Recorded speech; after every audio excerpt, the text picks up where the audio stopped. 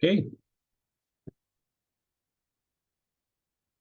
Now, this is now our third session, sabi nga natin, and I hope and I pray that you are gaining insight and knowledge and understanding on how is it really to become followers of Jesus Christ. No? Kanina, we discussed your group discussion, and I'm so blessed to hear all those that has been discussed, no? That will help us to grow, to become like Jesus into full measure of Him. No? Alam natin na hindi madali po to become the Lord, no? In all aspect of our lives, but God has called us in our lives as followers of Jesus Christ to become like Him, no? In all aspect of our lives, and how important it is for us to become the Lord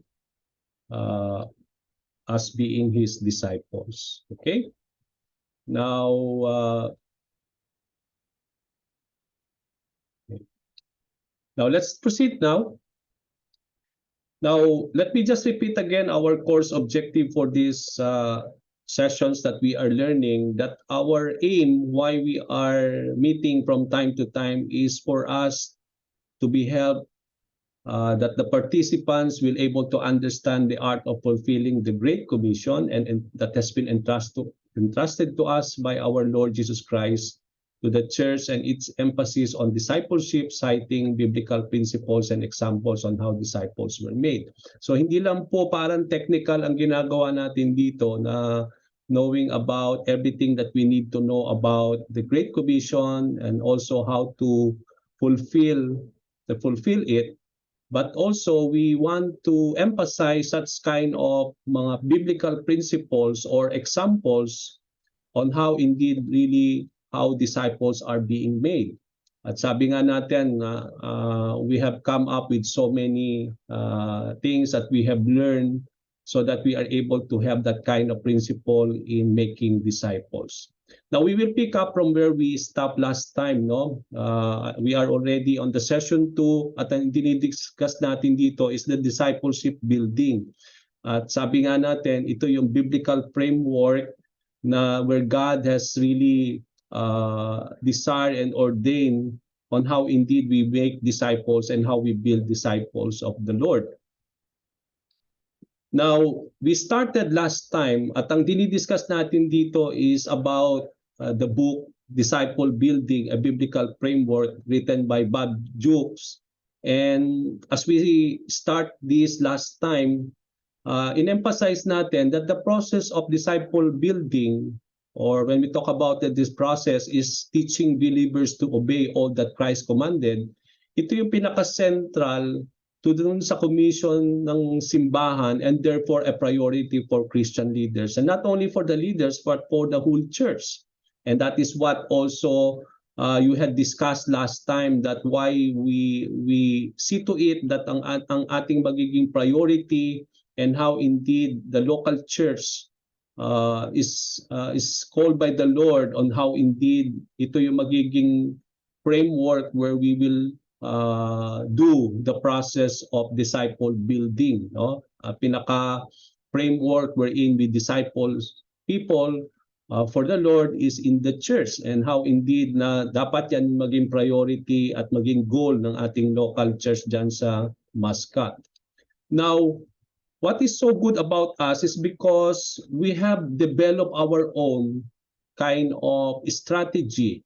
And what is so good about our organization, World International, is because meron tayong discipleship process na galing sa Panginoon, and it is where we develop disciples of Jesus. Ito yung ini-implement natin to be an effective disciple building approach and strategy. No? Kaya sabi nga natin dito, napaka-importante daw na ang local church have naka-establish sila ng mga approaches or something that will help them to implement and develop disciples of the Lord. And what is so good about our organization, World International Ministry, is we have our own approach in building disciple or making disciples, and that is also our strategy. And that is all about win discipleship process, winning people to become followers of Jesus Christ, which is indeed our mission. Okay? Now, napag-aralan natin last time very quickly lang before we proceed to the next foundational framework that we will be learning tonight, no? We talk about the win discipleship process, no? We talk about connect, which is seeking friendship. Ito yung ating approach, ito yung ating strategy of building disciple or making disciples of the Lord. There are 5 stages on this discipleship process. Sabi nga natin, makikita natin dito that connect means seeking friendship, we build friendship, and then from friendship, we move them into relationship. As you seek friendship to these people, we move them on how we are able to build relationship with them. And then it will take time to really build that relationship with these people. But then time will come that indeed God will open opportunity wherein we will able to move them now in the next stage, and that is believe on how we will able to invite them now in the church. They will be attending our church as observers, and then after that, after some time, they will able to see and know Christ, and then they will able to believe in Him and accept Him, and that's the time that we are able to nurture their faith, and then we move them in the next stage, which is serve on how we as they continue to grow and as they are being nurtured in their faith. Our aim is for them to be inspired. No, we train them, we somehow motivate them and process them to become workers in the church so that they may able to give service to the Lord, no, and to be part of the work that God has entrusted in the local church. And then we move them on the last stage, and that is empowering leaders, which is lead. That our aim in this process is that for those people who had come to the church as being converts, but then they become followers of the Lord. Later on, they become not only followers of the Lord, but they become workers of the church. And later on, we are empowering them to become leaders, no? Not only the leaders of the church, but we want them to become leaders of their family, to become leaders of their community, leaders of the society, and even the company that they are serving. And that is what our aim in this discipleship process.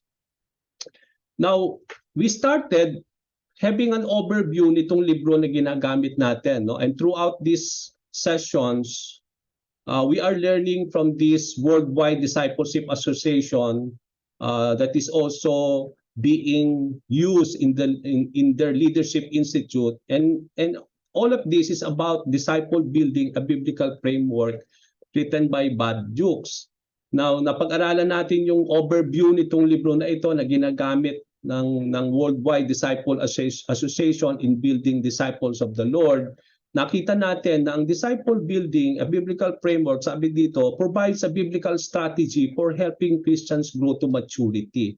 Alam natin, ang discipleship process is to allow the believers to grow into maturity, to become like Christ.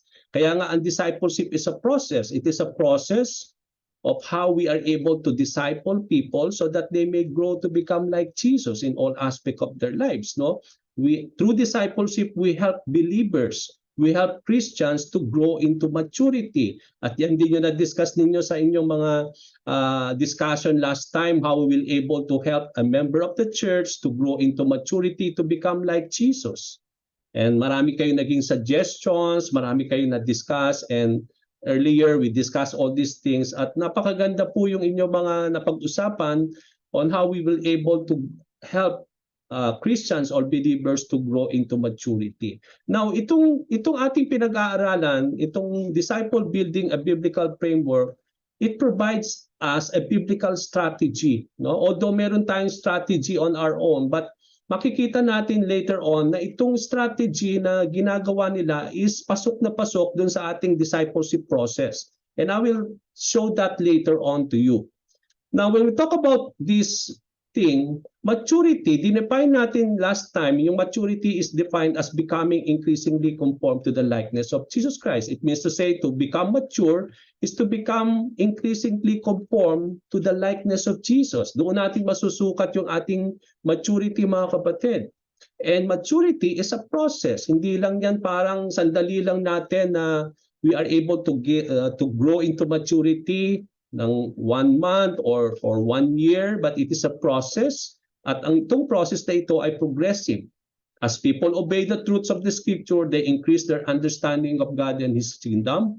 As this, of course, God gradually changes the believer's conduct, belief system, worldview, ultimately their character. So maturity also produces an increased capacity for deepening our relationship with God and others with agape or the sacrificial love as the ultimate outcome. So na-discuss po natin yan. Para bang i-present ko lang uli sa inyo so that we will able to have the proper overview of this, of what we are learning, so that you will be reminded of it. Now, last time, we talked about the 5 foundational assumptions that support disciple building. At na-discuss po natin yung pangalawa, no? Yung una at pangalawa. But as a whole, titingnan natin muli, mga kapatid, as we proceed and continue these foundational assumptions that we are learning from this book.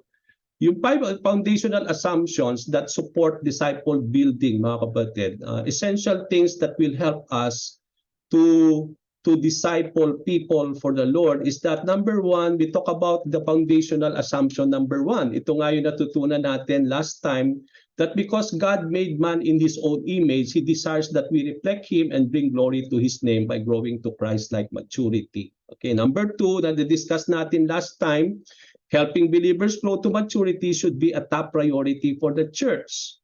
And then number 3, ito po yung ating where we will pick up tonight.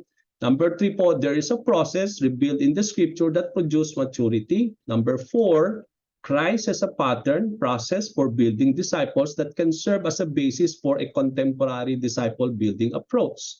And then the last and the 5th assumption is that by following Christ's pattern, we can construct a flexible framework that helps modern disciple builders develop mature disciples who can disciple others. So kung titingnan ninyo itong assumption 1, 2, 3, 4, and 5, makikita ninyo na parang stages ito. No? Na para bang nag-umpisa ito na wherein it talks about how God has created man into His image.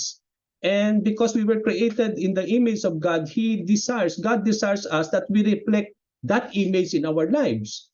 And so that we are able to bring glory to the Lord.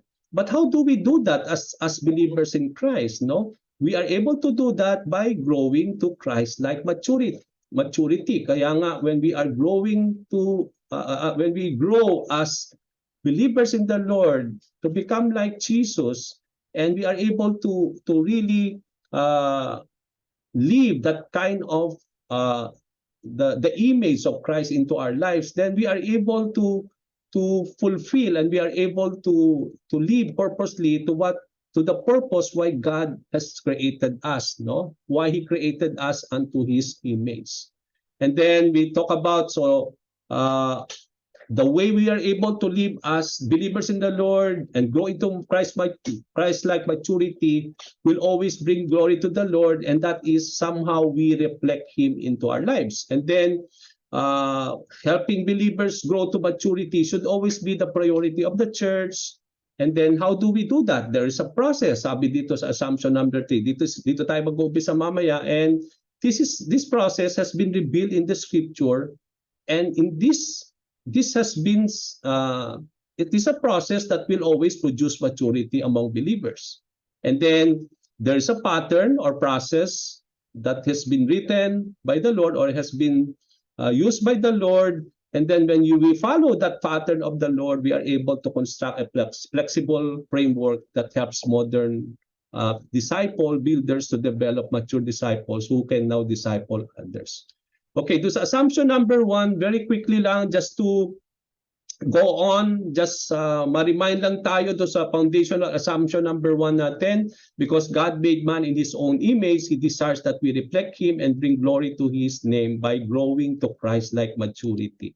So disciple building, central to the process of conforming us to the likeness of Christ, is therefore at the heart of God's purpose for mankind. So ibig sabihin, doon pa lang sa creation ni God, when God created Adam and Eve, or when He created humanity, nandun na yung heart of God or the purpose of God for mankind, that He wants us to conform to His Son. No? And that's why how important it is that we bear that image of Christ into our lives, that He wants us to conform to the likeness of Jesus. And that is the heart of God and the purpose why God created mankind. No? He wants us to bear or to live that image, that the way God created us. And that image is the likeness of Christ. And that is the heart of God, or the purpose why God created humanity. Sa number 2 natin, very quickly, helping believers grow to maturity should be a top priority for the church. It means to say, yan dapat ang priority ng ating simbahan. How we will able to help our believers to grow into maturity. Yan ang discipleship. Kung tibigyan natin ng very simple definition ng discipleship, bakit natin sila ginugroup into small group, tinuturuan, nurture, para bang ini-inspire, is because we want them to grow into maturity. At yun yung doon dapat tayo nagpa-prioritize na alam na tackle natin last time that our members in the church want to grow. They want to grow in their walk with God. And our task as leaders, as workers of the church, is we help them to grow into maturity. Kaya nga dapat ang involvement natin is to help them to mature in their walk with God. And we do that not in the Friday service, but we group them into a small group na doon natin sila nurture, doon natin sila kinikater so that they may able to grow into maturity. And that is what discipleship is all about. And that discipleship, or allowing people in the church to grow into maturity, should always be the priority of the local church. So the Lord's commission to make disciple extends to our today's church. Leaders includes 2 key principles governing this process. No? Ano yung ginagamit nating mga principles that governs this process? That a mandate to teach a complete, definitive body of truth to all believers. No? Kaya nga, if we want people to grow into maturity, dapat meron tayong complete, definitive body of truth na ibibigay natin sa kanila. No? Dapat kung ano yung the way we cater them, no? Kung paano natin sila pinapakain ng spiritual food is so important. No? It should be complete and definitive body of fruit that will help them to mature or to grow. Hindi lang palaging spiritual milk lang ang ating ipapakain sa kanila, no? Kailangan natin talagang from continuously from there we will move them so that they may able not only to grow into, so that they may able to grow into full maturity, not as infant that will always na para bang ang kanilang kinakain lang parang spiritual milk, no? Pero dapat kailangan solid food na rin dapat yung kanilang kinakain, no? Kaya how do we teach them a complete, definitive body of truth is so essential in the process of making them to grow into maturity. Another thing, hindi lang po parang binigay lang natin itong body of truth sa kanila, tinuro, pinits, but then we teach them how to apply those truths. No? Yung para bang hindi lang ito ang the retention of the truth only, but as you teach them a complete truth that will make them to grow into maturity, ang kailangan nating laging i-consider how we will able to help them to apply. No? Kasi yun yung concentration ng Great Commission, teach them to obey all the commandments. So it is not only teaching the commandments of the Lord alone, but as you teach them the commandment, you also teach them the application of those truths. So yun yung concentration on this process. And so disciple building should be a priority because it is the commandment of the Lord. It's what you had said in your group discussion. Disciple building should be a priority because of the blessings that accompany it. That not only obedience to it is so important, because we know that when we obey God's commands, there is blessings that will come out of it. May fruit of blessing. When we know how to obey the commandments of the Lord, kaakibat yung blessing ni God dyan. And that is also can be seen in disciple building. Okay?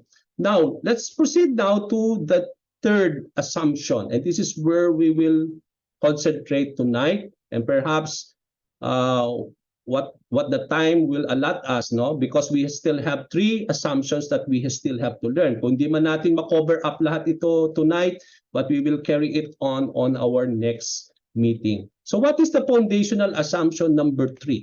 Okay, learning that we have been made, assumption 1, nakita natin that we were made into the image of God, and we are able to reflect that image that will bring glory to the Lord if we are able to conform ourselves to the image and likeness of Jesus. And that is the assumption. And the number 2 assumption is that the local church is the biblical framework or the setting where we build or where we help the believers to grow so that they may able to bear that image of Christ, no? And it is in the local church that we cater them, that we help them to grow into maturity. And from there, we will able to see that how to make them grow into Christ-like maturity. That is where we need to see that there is a process, sabi dito sa assumption, na hindi na tayo kailangan mag-imbento pa ng iba, na hindi tayo nagagawa ng sarili nating process or something that we have to dig deeper, how to make some programs or something that will help us to allow the people in the church to grow into Christ-like maturity so that they may able to bear the image of Christ and bring glory to the Lord, no? Ang sabi dito sa assumption number 3, meron ng process na na-reveal sa scripture na pwede nating gamitin so that the local church will able to help believers in Christ to grow into maturity to become like the Lord. So hindi na pala kailangan natin na mag-invent pa ng iba, because in the process of making disciples or allowing them to grow into maturity, to become like Christ, there's already a process that has been given in the scripture, that has been revealed in the scripture, and this process will always produce maturity. And when we talk about maturity, it is we defined last time, no, do sa overview. If you want to know what is maturity, go back to that overview. Dinefine natin doon yung what maturity is all about, no? That will help us so that we will be able to understand what maturity is. And this process that has been revealed in the scripture can help us now to produce mature believers in the Lord so that they may able to grow in maturity to become like Jesus. Now, actually, mga kapatid, growth to maturity occurs throughout life. Ano sinasabi ko dito? It means to say, yung maturity natin, hindi lang tayo lumago nung nakakilala tayo kay Lord, no? Doon lang tayo lumago. But yung growth natin to maturity occurs throughout life. It starts when we are born, no? Doon pa lang nung ipinanganak na tayo, it begins somehow it begins to develop in our family of origin and ends when we die or see Christ face to face, no? Di ba makikita natin yung growth ng maturity natin. Somehow kung titingnan natin yung timeline ng ating buhay, you will able to realize and see nung palang sa tayo pinanganak ng ating ina and how you are raised in your family, paano ka nag-aral sa school, and then you grow more and more. Kasama yun dun sa growth natin into maturity, and it course throughout our lives, no? Makikita natin dito yung timeline, no? It starts when we are born and it begins to develop in our family of origin and ends kung yung taong yun ay namatay na, so it ends there, no? Or see Christ face to face, no? But sa ating hindi pa na buhay pa ngayon, nandito pa rin tayo sa ating growth, no? Nandito pa rin tayo sa stage of growing into maturity, and it started when we were born, no? At yung ating and it is being developed in our family of origin, and then somehow it grow into to growth, and then we can see the growth stages that will bring us into maturity. So 3 broad developmental periods of life that contribute to our becoming mature. Tingnan niyo po, unang-unang training ground natin is yung formative years natin sa ating kung saan tayo lumaki. At saan yon? Yung sa ating tahanan, sa ating kung paano tayo pinalaki ng ating mga magulang, di ba? Ang sabi nga natin, the home is the training ground where the Lord somehow use so that it will be a formative setting where people are being grown so that they may to become mature, no? At nag-umpisa ngayon yung formative years in our home, no? And then sometimes nung lumaki ka na into adulthood, yung singles ka na, yung single, no? Nakita natin doon, marami ka ring natutunan doon as being young sa young adulthood and then matured adulthood. So nakikita natin yung developmental periods of life. Nag-umpisa yan nung ipinanganak ka and then how you grow in the home and then after some time lumabas ka na ng bahay, no? Nag-aral ka sa labas and then there are a lot of things that you come to know and understand that contributed to your growth in adulthood. And then later on, nakita natin nung nakapag-asawa ka na, nakapagtrabaho na, and you become mature. And that was what we mean mature adulthood. Okay, now, kung titingnan natin, when we talk about the developmental stage of growth, and somehow, makikita natin dito, kahit lumaki tayo sa tahanan, although we have learned so much thing in our young adulthood and mature adulthood, parang may kulang pa rin when it comes to the purpose. Sabi nga natin kanina, there is a purpose why God had created mankind. Although we learn a lot of things at home that will help us to grow, but it is not enough really for us to reach that kind of growth the way God has created us, no? At sabi nga natin kanina, no, dun sa ating assumption number 1, na the purpose of bearing the image of God can only be met when that person is able to live a life that is according to Christ and that will grow into maturity to become like Jesus. So, makikita natin dito na kung yun yung purpose and that is the stage, the way God wants us to be, makikita natin na hindi lahat yun nangyari nung tayo po ay nasa tahanan. Although sa tahanan, tinuruan tayong magdasal ng ating mga magulang o mga Christian virtues and values, pero hindi pa yun sapat to become like more and more Jesus. There are a lot of more that we need to understand. And that is why continuous pa rin yung ating pong growth, no? And what is so important, that is so needed, is that a clarification or definition of terms. And this is what we want to emphasize in this assumption number 3. The goal of developing mature, godly character is complex and difficult to achieve. Hindi lang yan ma-achieve sa home lang, mga kapatid. Hindi lang yan matututunan sa eskwelahan, or any training that you had gone through, no? The goal of developing mature and godly character is so complex. Hindi siya ganun kadali and it is difficult really to achieve. The difficulty stems from the fact that believers do not always agree on how growth occurs. Kasi kung titingnan natin yung developmental stage ng lahat ng tao, lahat tayo, we will not agree on how growth occurs.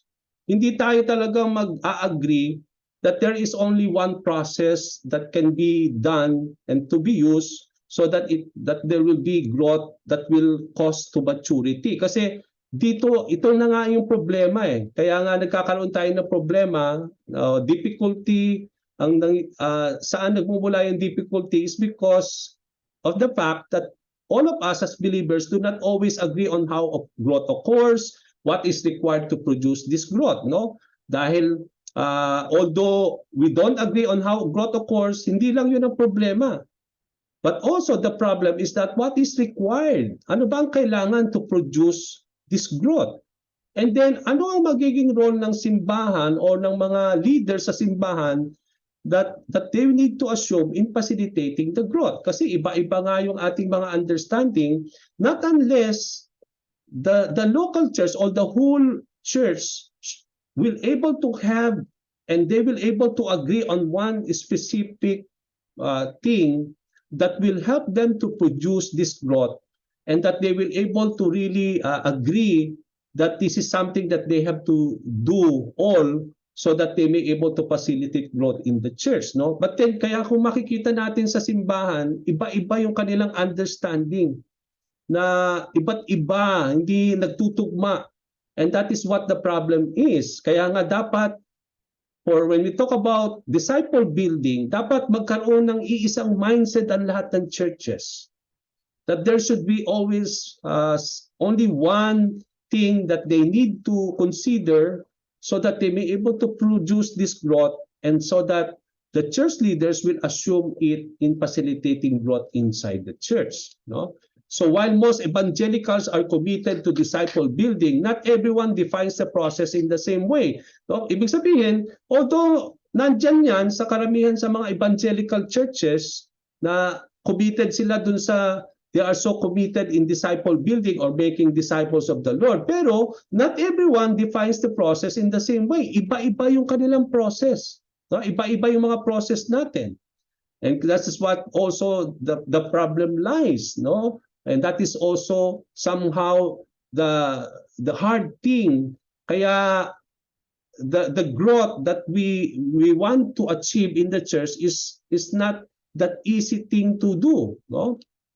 Because of the confusion regarding the term discipleship, we prepare to use the term disciple building to refer to, kasi when we talk about discipleship or making or allowing the people to go to the process so that they become mature like Christ, sometimes it becomes so complex in understanding. That's why yung word na discipleship itself ay napaka-general yan, na ang hirap intindihin. Kaya instead of just using discipleship, kaya we prepare to use, sabi dito sa libro na ito, they prepare to use disciple building or disciple making. And what is being referred to that, no? It means to say, when we talk about discipleship is disciple building, and it is being referred to that intentional process. Dapat maging intentional daw yung disciple building natin. It is an intentional process entrusted to the church as part of Christ's commission and set forth as a priority in Scripture, where more mature leaders come alongside less mature believers and help them grow to Christ-like maturity. So, ang disciple building daw, they repair it na parang it is an intentional process. So, when we disciple people, dapat maging intentional yung ating proseso dyan, no? It is something that has been entrusted to the church as part of the commission of Christ, and that's why we come to see that this is the priority. Kaya nga sabi nga natin, we need to prioritize it. That we make, sabi doon sa assumption number 2, wherein the mature believers now or mature leaders are able to give themselves to the less mature believers, and so that they may able to help these people to grow to Christ-like maturity. Yun ang ibig sabihin natin ng disciple making, no? Yung para bang nandun yung process, at yung process na yan dapat intentional. And then somehow we make it as a priority in the church, and then wherein yung mga mature believers now are able to help yung mga less mature believers so that they may able to help them to grow to Christ-like maturity.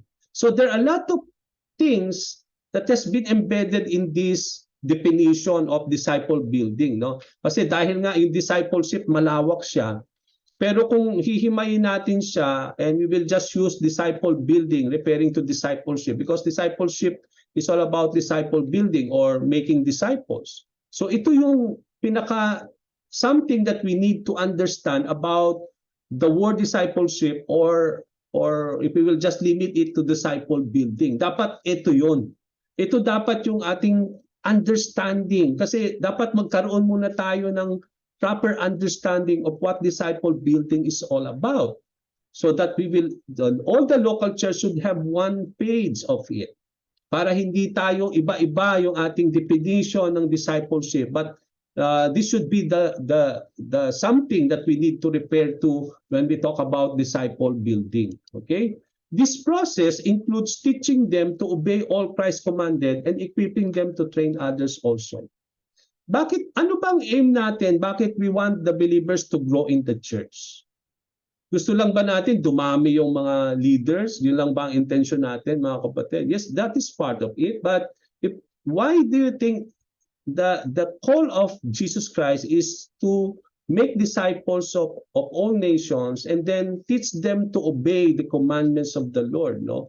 So makikita natin dito that the process includes teaching them to obey all the commandments of the Lord, that once they are able to obey all these things, they are already equipped, no? When they are able to be presented with the body of truth. Sabi nga natin, dalawang klase kanina yung dapat i-consider natin, yung body of truth na ituturo natin, na dapat complete siya, definitive, body of truth. And then after we present that, we teach them also how to apply it in their lives. Ang intention natin doon is that they may able to apply in their lives and that it will cause them to grow as they apply it into their lives. And as they continue to grow into maturity, that's the time also that they will be equipped. Equipped of what? Equipped that's so that now they may able to share those things that they have come to know about the Lord. Yung para bang ang intention natin dito, yung discipleship making by way of multiplication. Yung para bang nag-train tayo ng 5 and then after we have trained them and teach them the commandments and then teach them how to obey and we are able to equip them, yung 5 na yon, we will give them the task now or the opportunity so that they may able now to become disciples. Sila naman yung gagamitin ni Lord na mag-disciple, no? So that they may able to train others also. Dahil na-train na sila, na-equip na sila, to become as being disciples of the Lord. Now these 5 na na-train natin, gagamitin na natin sila in disciple making. Kaya makikita natin nagmumultiply yung disciples. So that once we equip them and train them, they are able now to equip others so that they may train them also. So yun ang intention natin dito sa group natin tonight, no? Why you are being taught by this is because our prayer is that you will also, not only you will able to know the teachings of Jesus Christ when you, habang patuloy tayong nag-grow sa ating mga cell group, sa ating pong small group, but as you are being taught of the commandments, we want you also to grow by applying it. Hindi lang po ang intention natin dito matuto kayo, but then as you learn, gusto natin, and it's our prayer that you are able to impart it, you are able to apply it into your lives. And that is how we are able to obey the commandments of the Lord. And as you obey it, you are growing, no? And as you grow, you are continuously growing into maturity, and you are being equipped. And as you continue to being equipped by the Lord, ang intention ni God is that later on you will become instrument of God, so that through you, ikaw naman ngayon ang mag-i-equip after you have been equipped, no? Pagkatapos ka na-equip, ikaw naman ang mag-i-equip ng mga iba upang sila ay matrain, upang maging pagkapagsunod ng Panginoon, and so that they may able to train them also to become like what we have undergone, no, during the process. And that is what the process is all about. And sabi dito, it should be intentional. Dapat maging intentional tayo doon sa process na yon. So 5 characteristic of a biblical disciple building approach. Kung gagawa tayo ng strategy, mga kapatid, sa simbahan natin or program, na magiging intentional yung program na yon, na it will be a process of growing our members in the church to become mature and grow into maturity like Christ. How do we do that? Ano yung mga characteristic na dapat nating i-consider when we try to build an approach, or how we will able to approach the biblical disciple building, no? So that we are able to cater them and grow them to become like Jesus in all aspect of their lives. So binigyan tayo dito sa assumption number 3 ng sabi nga doon, there is a process written in the Bible already. that you can use to process people to become mature. Hindi na tayo dapat, sabi ko nga, hindi na tayo dapat mag-impento pa. And what is this process na na-reveal sa scripture? Ito po yun, itong 5 characteristic of biblical disciple building approach that has been revealed in the Bible, at ito raw ang pwede nating gamiting approach in building disciples. Okay? So the 5 characteristic daw is, number 1, disciple building must be flexible. Dapat flexible yung ating pong program, no? Hindi siya parang bang nakatuon lang on something, but it should be flexible dahil alam po natin iba-iba yung ating mga member, no? Iba-iba yung kanilang character, iba-iba yung kanilang mga needs. So dapat yung ating disciple building approach or strategy or something that we want to consider in building disciple, it should be always flexible, no? Dapat flexible siya. And then ikalawa, disciple building must be progressive. Hindi tayo, kaya nga sabi nga natin, yung it should be intentional. Hindi forever tayo nasa doon tayo sa group na yan wherein our intention is for them to grow. Pero along with that is there is a time frame. Now, for example, when we talk about in our small group, dapat meron kayong plan. Dapat progressive po yung ating pong small group. Na kung ikaw ang cell leader, ikaw ang humahawak ng cell group mo, ang intention mo is that pinagpe-pray mo after 3 years, complete na yung equipping nitong aking mga member. By 3 years time, they are really equipped now to be used, na sila naman ang mag-i-equip ng ibang tao. Okay, yun, dapat maging progressive tayo, hindi dapat forever yung ating group. Dapat we set a time frame that by 3 years time, ito yung pagdadaanan nilang mga pag-aaral. And they have to be, although they have to be flexible on those programs and teachings, but it should be progressive. That it's yung inyong meeting from time to time is so important. Hindi yung para bang na hindi natin binibigyan ng importance yung ating mga gathering sa small group, na para bang atras abanti tayo, nag-meet tayo this week, next week hindi tayo mag-meet, o na-stop ng 1 month, hindi nag-meet. So hindi, we cannot be like that, no? It should be intentional, it should be progressive. Kasi naka-time frame kayo eh. Lahat ng pagtitipon ninyo every week, whether you are meeting every other week, it's so important. Kasi meron kayong time frame, it should be progressive. Kaya nga, doon sa 3 years time ninyo na nakikita ninyo, sa time plan ninyo, bawat araw, bawat taon ay importante kasi nakatuon doon yung stages of growth that you want your member to grow.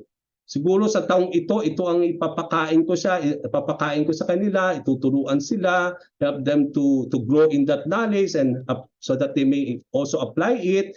And as you see that, yung mga tinuturo natin and the things that they are applying in their lives should be progressive. Nagpo-progress siya. Okay, till it will help to your goal that by 3 years time, sabi nga natin, they will become now mature in their knowledge so that they can now be used in the church, not only to become workers of the church, but they can now start building. They can now be part of the biblical disciple building, no, of the church, no? Lumalawak yung ating pong base of how we are able to train people to become disciples of the Lord, so that in due time when they are equipped, they can now also become people who can be used by the Lord to train others as well. Ayun yung nakita natin doon kay Paul, di ba? That is what Paul says to Timothy. Okay, in 2 Timothy, that as he shared everything to Timothy, ang kanyang something that he has called to Timothy is that habang tinuturo sa kanya ni Paul, he expect that he also will teach this to other people, and then also the people that they are whom he is considering to teach are also people who are able, no, who can teach others, no. So parang bang nagmo-multiply lang. So that should be progressive. No? So yung approach natin sa ating disciple making should not only be flexible, but also it should be progressive, mga kapatid. And then third thing of a biblical disciple building strategy approach na pwede natin consider is that disciple building must integrate the equipping of leaders with helping everyone achieve emotional and relational health. Napaka-importante po yung how we will able to integrate in that approach or strategy, not only equipping the leaders so that they be able to help everyone, no, in achieving emotional and relational health. No, how important they need to grow not only in their aspect of spiritual, but I believe also that they need to grow emotionally and also in terms of relational, no, when it comes to relational health. So how important it is na in our Bible study group, on our small group, hindi lang po lagi yung parang ang kinukonsider natin in every meeting natin is to teach them about the word of the Lord. Yes, there will be time that we teach them. There will be time na parang nag-meet lang tayo to pray together, no? Wherein we are able, and there will be time that it is just to strengthen more our relationship, no? So may variety po dapat yung ating cell group. Hindi lang parang kaya nga should be flexible. Dapat nakatuon siya sa need ng ating mga members, no? Siguro kung nakikita natin how we will able to integrate. Kaya nga how we will able to integrate the equipping of leaders is so important in biblical disciple building, no?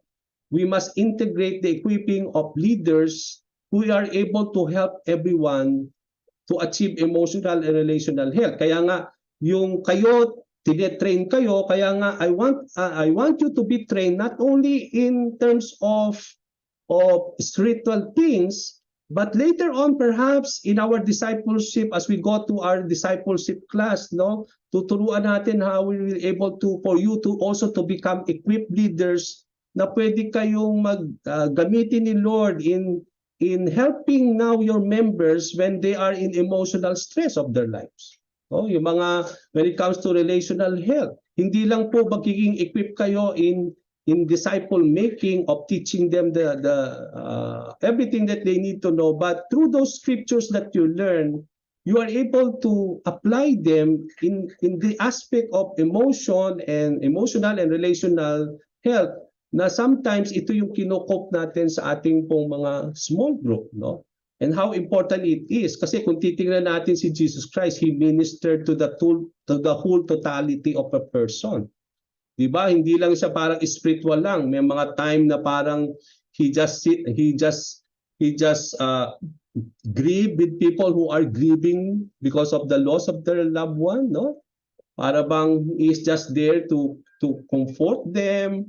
Hindi lang laging tinuturuan doon. May mga time that he is also just having fellowship with them, no? At the same time, may mga pagkakataon na nakita natin, he feed them kapag nakita nila na nagugutom siya, no? The feeding of the 5,000, no? Ayaw niyang umalis itong mga tao na ito na gutom. So nakita natin dito, he always ministered to the total being of a man, no? And that is what also we want also our leaders to be equipped, that when we talk about discipleship making, they are really capable, they are all really equipped to deal with every situation that the people need, so that through those situations they are able to overcome the issues when it comes to emotional and relational things, so that they may able to grow, so that they be able to overcome. Kasi kapag na-stuck sila dito, it will be a problem to their growth, no?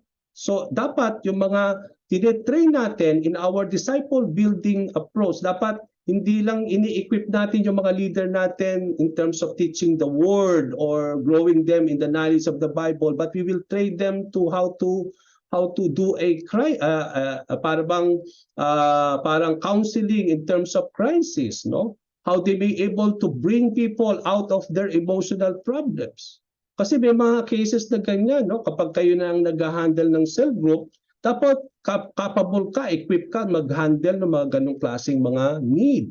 So that, kasi kung hindi natin madidil yan, it will become hindrances to the growth of a person, of a member in the church, in the small group. Kaya yun dapat ay maging part din ng ating biblical disciple building approach. Fourth approach, a characteristic ng ating approach in terms of biblical discipleship, disciple building must be purposeful, producing Christ-like maturity. Lahat ng mga gusto mong gawin dun sa disciple building natin, approach in your cell group, in the church, should always, ang goal nun is it will produce Christ-like maturity. Hindi tayo gagawa ng mga activity, mga program na hindi makakatulong dito sa purpose na yan of producing Christ-like maturity. Lahat ng pinag-aaralan na nakatuon for 3 years, for example, 3 years, sabi nga natin, no? Sabi mo, after 3 years, gusto mo na parang nakikita mo lahat, parang equipped na napagdaanan na nila. And in those 3 years, makikita natin dito, progressive siya, and it is so purposeful na talagang nakatuon lahat yung mga pag-aaralan nila for 3 years, so that out of that 3 years you are able to see that you are able to produce a Christ-like maturity in these people, no? At yun yung magiging approach natin in that kind of strategy na gusto natin gawin sa local church or in your own small group. And then fifth, disciple building must be transferable. Ibig sabihin, ikaw ay tinuturuan ngayon, okay? May nagturo sa inyo. Later on, ang task nga natin after 3 years, kayo na yung magtuturo on your own. Yung para ba ngayon, isa lang ang group natin, di ba ang member mo? After 3 years, magiging 5 na yung group natin. Bawat isa, hahawak na ng sarili nilang group. Okay? Nakita natin, it should be transferable. Yung para bang you are transferring, imparting to them the knowledge, not only in the knowledge, yung experiences mo, yung mga bagay na kailangan nilang matutunan, so that it will be transferable to them, and because it is something that they will also be done in the future thing when they are equipped. Ita-transfer din nila yan, yung mga natutunan nila sa atin. Okay, that should be our approach, something that is transferable, flexible, progressive. It is able to deal with and achieve emotional and relational health, and also it will always produce Christ-like maturity. So it will be purposeful. Okay?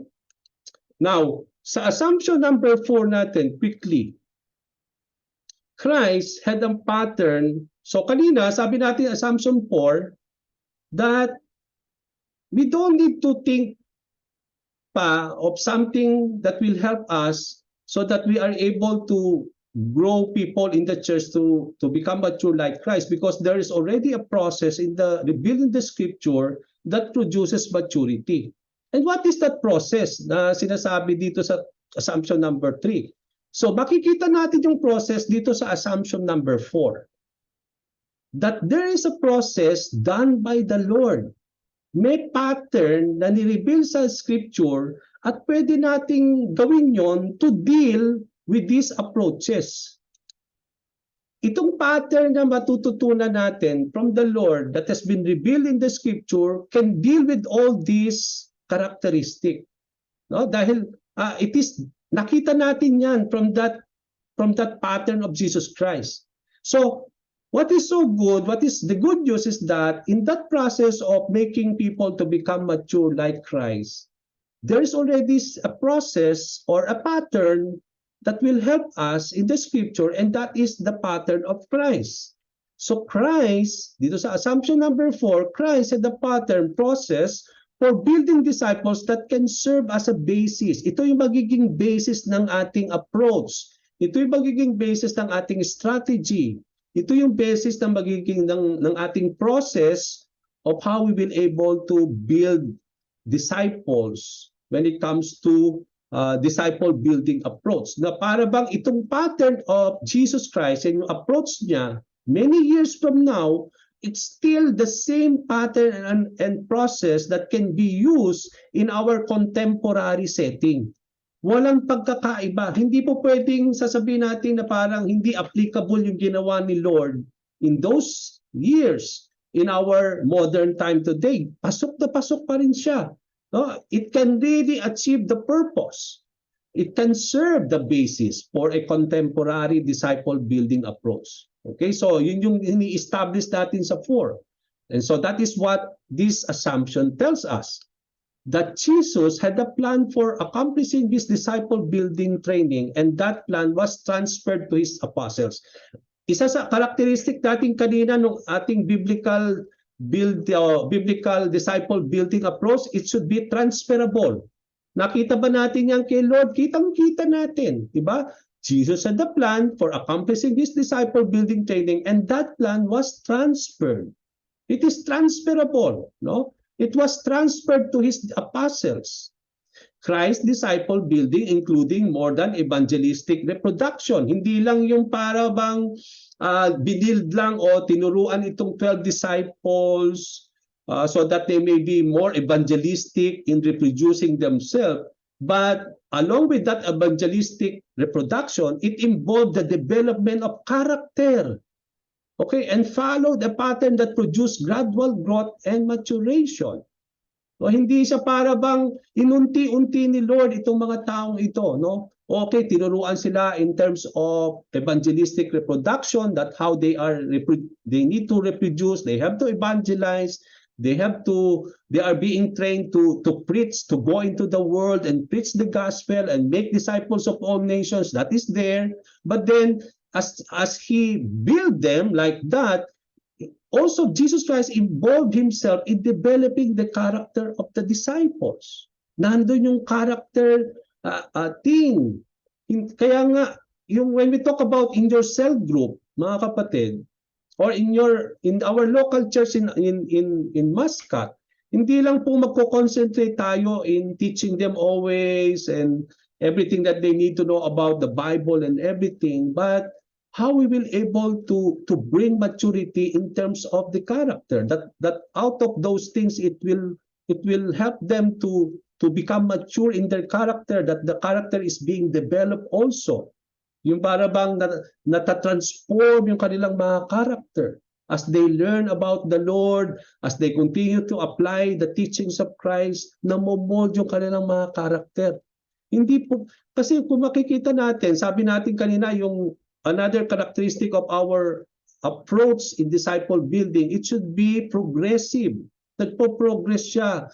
No? Yung talagang sabi nga natin, yung it can really deal with the emotional and the relational health. No? It should be, somehow na makikita natin dyan papasok yung mga character issues, no? Na madideal dapat. That there should be development because that is part of growing into maturity. And then it involved the development of character and followed a pattern that produced gradual growth and maturation. Our approach, Jesus Christ, yung kanyang approach into, yung kanyang disciple building approach in this time, it is a gradual growth. No? Inuunti-unti niya ang mga disciples in those times so that it is a gradual growth and in terms of maturity. And that is the same thing that God is doing in us. It is sabi nga sa Bible, we are being transformed from glory to glory. Ngayon, dito tayo dinidil ni God, but then after some time, deal with us in this character, in this issue of our life, at na-overcome mo na yon.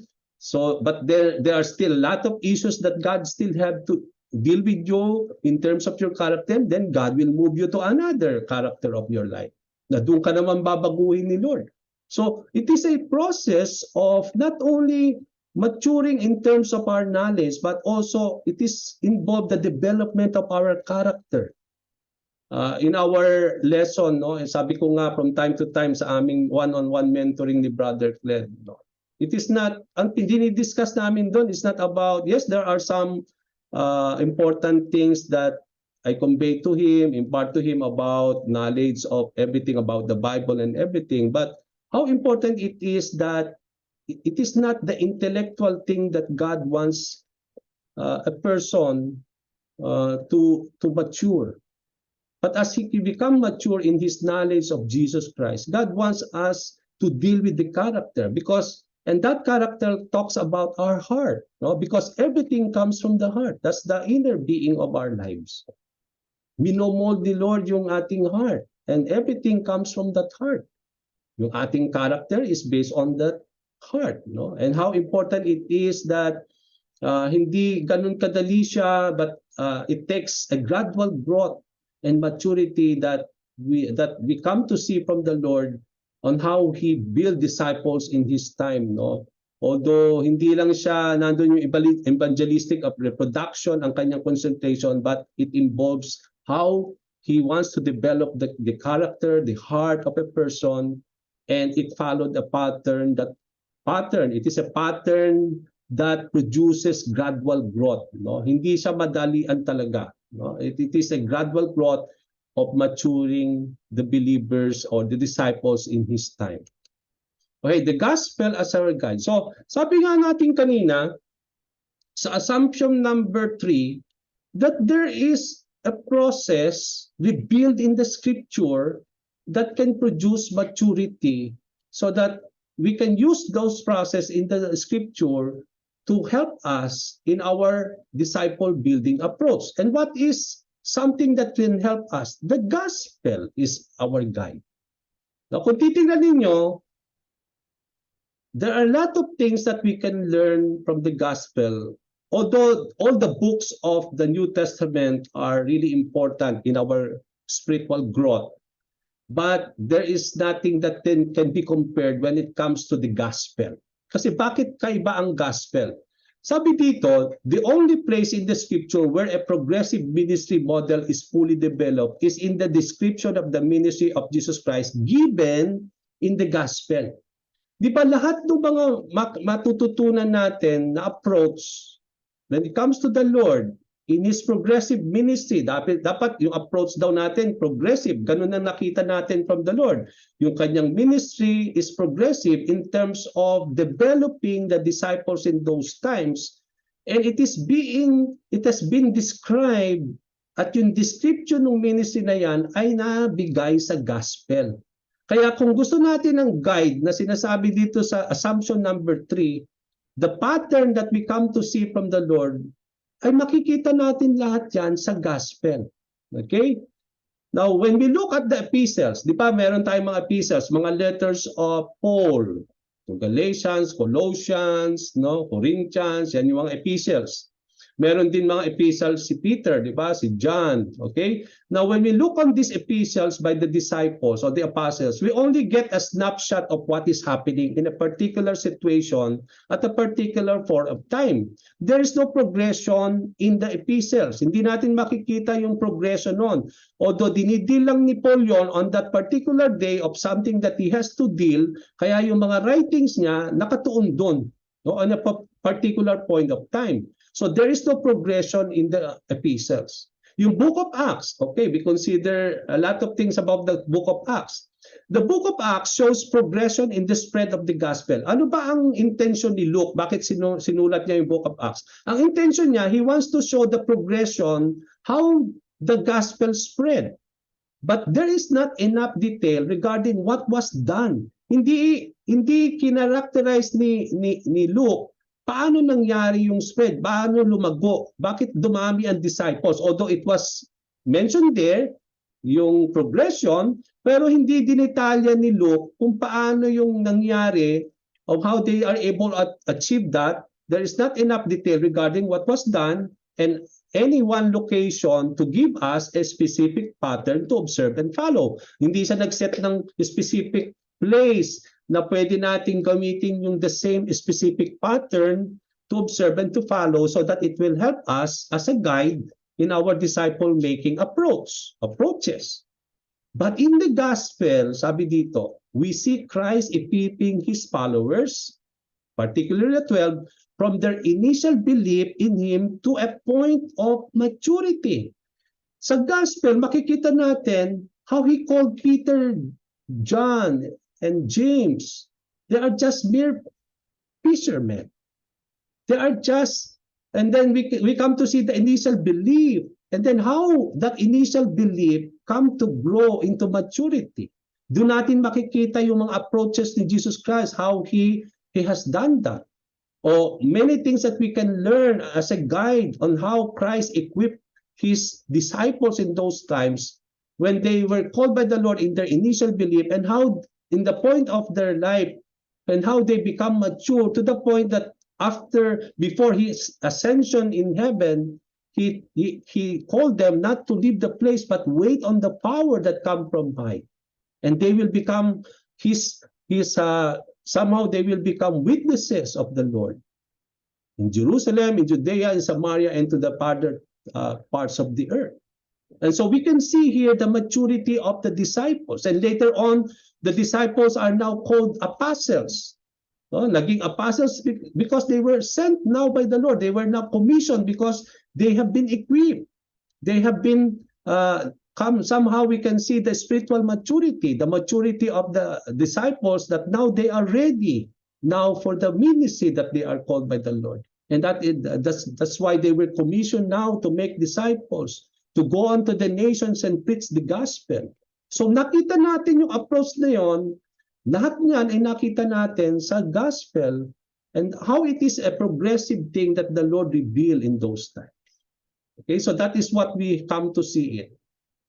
So the gospel as a guide, siguro we will just post sometime from here, but let me just do this and then we will stop from here.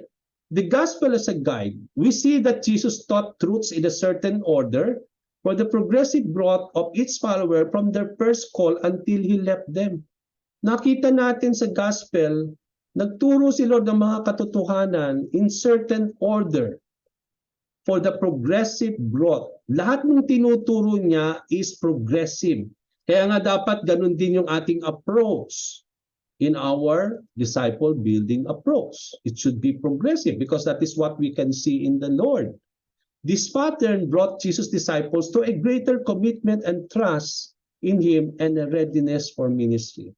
Because they were taught by the Lord in certain order of their lives in terms of growth of each follower and how they become mature until Jesus Christ left them. So itong pattern brought by the Lord to his disciples to a greater, it leads them to a greater commitment and trust. It helped them to commit themselves to the Lord and how they are able to trust God and how they become now ready for ministry.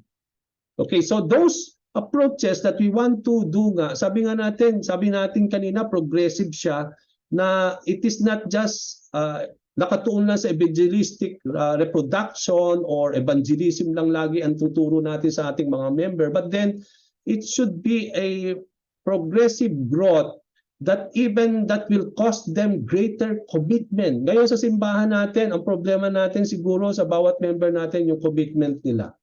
Okay? And then later on, and we want to, our members there in the church in Muscat, we want them not only to grow in commitment, of greater commitment, as they are being made mature by the Lord, but also they may grow in trusting God, in trusting Jesus Christ. And then later on, they will become ready for ministry. Yan po yung stages that we want to achieve in our members, in our disciple building. There are other solid reasons for studying the gospel as the basis for modern pattern of building disciples.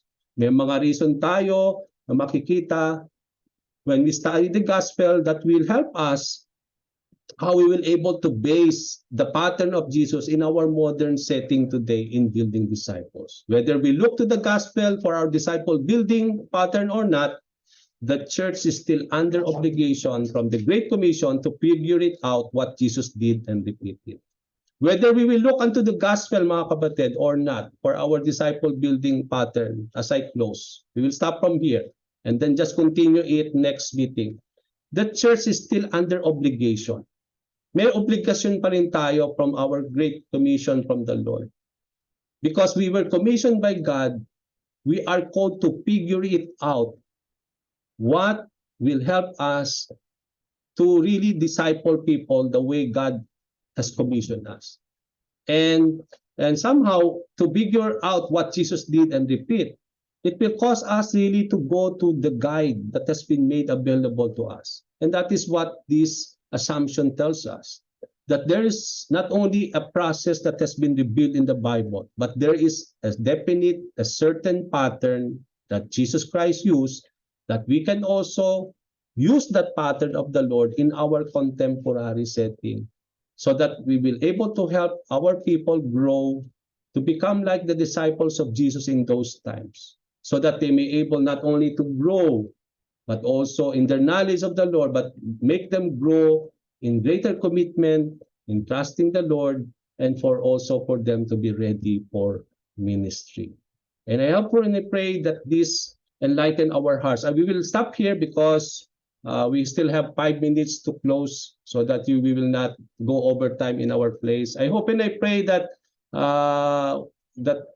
somehow it helps us as we tackle assumption 3 and 4, but we will stop from here and then we'll take it up on our next meeting from here, no? As we go on and continue our learning on the assumption number 4. Okay, so from here I end. I will just stop the sharing and then also stop our recording.